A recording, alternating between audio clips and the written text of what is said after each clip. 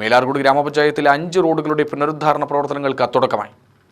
പാട്ട, കൈത്തോണ്ട റോഡുകളുടെ പുനരുദ്ധാരണ പ്രവർത്തനങ്ങളും ആരംഭിച്ചു. KD പ്രസന്നൻ MLA ഉദ്ഘാടനം ചെയ്തു. സാധാരണക്കാരായ നമ്മളെപ്പോലുള്ള ആളുകൾ ഉപയോഗപ്പെടുത്തി അത്തരം റോഡുകൾ വിവിധ കാരണങ്ങൾ കൊണ്ട് തകർന്ന ഒരു സ്ഥിതി കേരളത്തിൽ പൊതുവായി രൂപപ്പെട്ടു വന്നു. ഒന്ന് പ്രളയമാണ്, മറ്റൊന്ന് ജലജീവൻ മിഷൻ്റെ പ്രവർത്തന ആവശ്യത്തിന് വേണ്ടി എല്ലാ വീട്ടിലും കുടിവെള്ളം എത്തിക്കുക എന്ന പദ്ധതി ആവിഷ്കരിച്ചതിൻ്റെ ഭാഗമായി റോഡുകൾ മുറിക്കേണ്ടി വന്നു. അത് വല്ലാത്ത പരുക്ക് നമ്മുടെ പഞ്ചായത്ത് റോഡുകൾക്കുണ്ടായി. മേലാർകോട് പഞ്ചായത്തിലാണ് ഏറ്റവും ആദ്യം ജലജീവൻ മിഷൻ്റെ പ്രവൃത്തി നടന്നത്.